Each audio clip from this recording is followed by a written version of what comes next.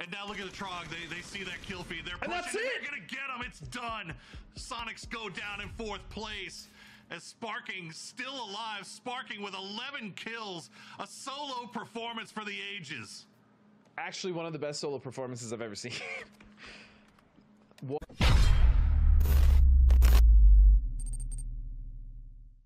Yeah. The thing is, as well, is like these hills that they're on are actually really good to play. Oh, wait a second, Bale not gonna find one just quite. But either way, Tac 8 is in a lot of trouble, and that's gonna be a flush for Hooligan. It is. Hooligan getting the flush, getting the point for Tac 8. A lot of kills going on in the kill feed right now. We saw Yaho taking a lot of damage as the flashbang's coming through for Sparkingg. He's going to go hunting down this last one. Sprays through, doesn't spot out Hooligan on the first peek though. And he is kind of all by himself here. He's got some support from high ground. Nate comes through, doesn't find its mark. Hooligan's still on the move. Sparkingg realizes the situation, going to go back into the hard cover. Meanwhile, you got Spicy Fish on the other side of the highway, or on the other side of the road, rather, as Shimboy has now come up to provide support. There you go. Hooligan will go down. Tac 8 out in 14th place. But I mean, that was pretty significant damage, though, dealt to Yaho. Look how far Pat is away from the rest of the team. He's still up on that high ground south of Chuma. Oh, I didn't. Who knocked him? I didn't even see who knocked him. Yeah, I think Pat's dead. Or I think Icy actually might still be able to go grab him potentially. Yeah, it looks like that's going to be the play here as we check in with Yaho. We saw him show up in the kill feed. Looks like they obviously lost Balefrost, but they were able to get everybody back reset. And, not great.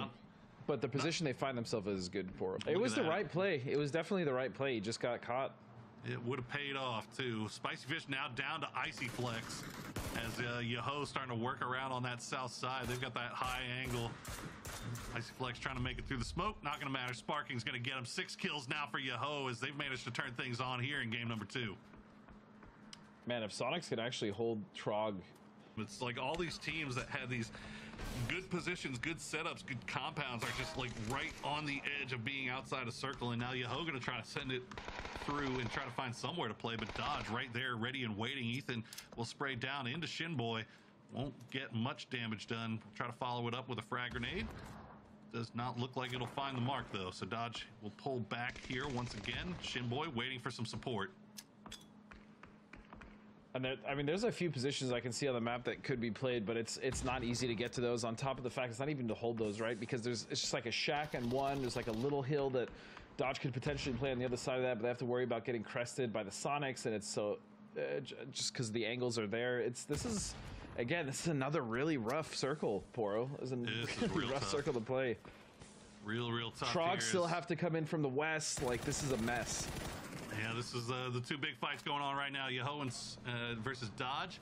They're going to find a couple of knocks right off the bat. Finna gets flushed out. Ethan going down as well. As it looks like Yaho trying to get the res on a Poonage right now. Shimboy doing that. Meanwhile, in the picture-in-picture, you got Trogloditas trying to push into Sonics. Sonics have that little bit of a dip here. They've managed to get all 4 back together. And Synergy's kind of taking shots over the top at all of them. So Trogloditas in a little bit of trouble. Synergy has just been harassing everyone for that central compound. Obviously, it's the best spot on the map currently, and they're using it. You know, they're not just sitting in there; they are abusing that fact. And Sparkingg kills all of Dodge. Sparkingg with the huge plays coming up big. Said push out and completely wipe. Meanwhile, Shinboy and Sparkingg actually pushing up on the backside of E United. This could be big trouble for E United. 10 kills for Yaho already. Oh, Yaho, they would love to be able to throw a nice grenade into that shack, but the problem is they can't risk going for that push because you got Wild Card off in the distance, you got Synergy all taking shots at this. They've got a little bit of a smoke wall, and it looks like E United is starting to read this situation and know what's up. They don't want to be in here for this inevitable push. There you go. You can see the frag grenades are already out for Yaho. They're going to start sending them in through the smoke. Not going to find the mark, though.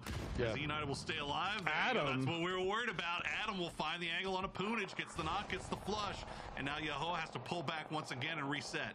And I think the most fortunate part, as well as just having a lot of smokes, is the door on that shack is on the other side. It's on the side facing Synergy, so that at the very least, United was safe from getting bombarded by nades, breaking the door down, and then just getting the other ones in, and they're going to survive. Saw Sonics did take a knock. They should be able to get that back up, but Trogloditas made the push over that ridge line.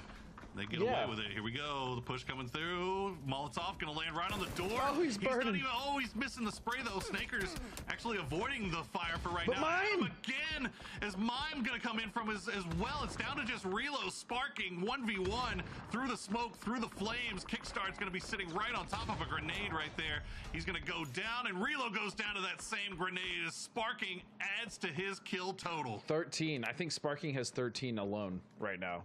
Jeez. Or close to. I mean, or he has at least 10. Sparkingg has a ridiculous amount of kills right now. He's got a bunch of kills for himself, and he's got a shack that he can play from, at least for the time being. Wildcard still 4 up, 4 kills for them, and they've got a lot of real estate to work with. Sonics, meanwhile, they haven't sent it. They haven't needed to. Not yet. And also, Trog actually had a really nice little reposition there. It was risky, but the fact that they needed to get the hell away from Sonics' backside because that was going to be trouble.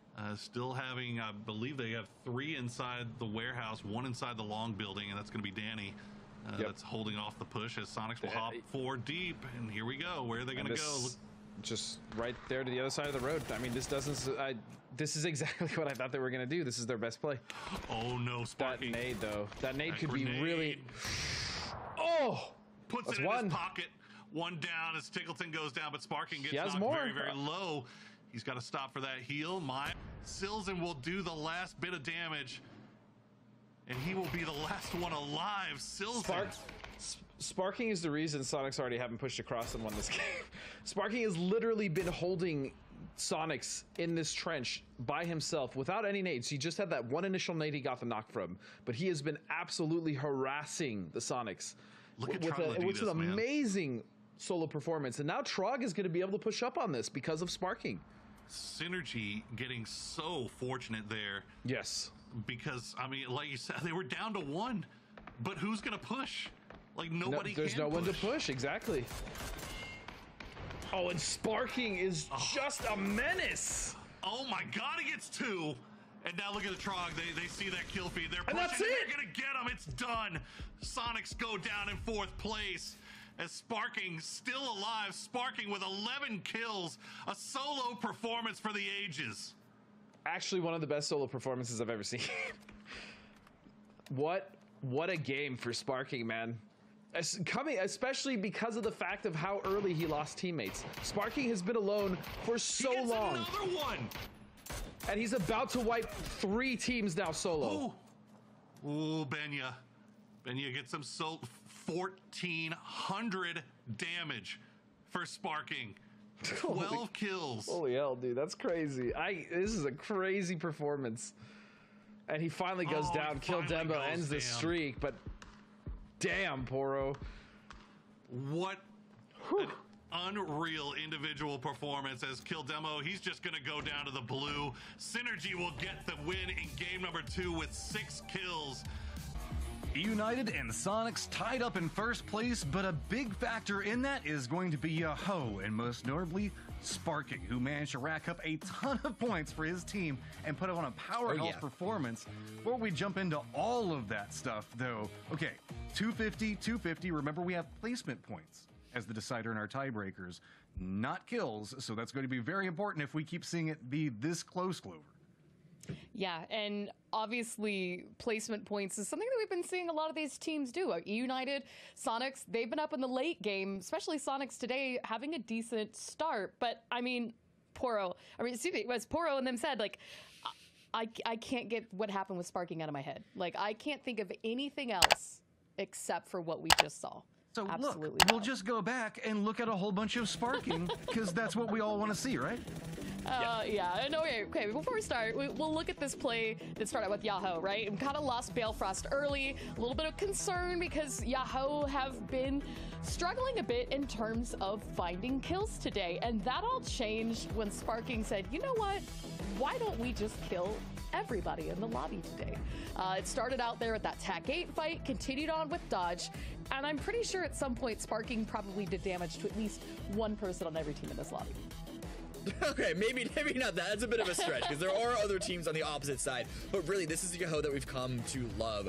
They just fight anything and everything. They will take scalps every which way. And then, yeah, this was the beginning of the Sparkingg rampage. He already had a bunch of kills up to that point, but the way that he managed that hill with Dodge trying to overtake him was absolutely insane. Good take on E United. E United did their best to hold, but all they had was a little bit of a shack, and so the approach that Yaho had, swinging in from one side, using utility, that's exactly what you want to do, but it was one final grenade in the smoke what ruined them. And then just, this was really when it got up to some level of stupidity that we haven't seen in quite a while, holding off Sonic's 1 versus 4 amazing. for the entire time. Niku's, he had a little bit of fun of his own. This was quite enjoyable to watch too, I have to say.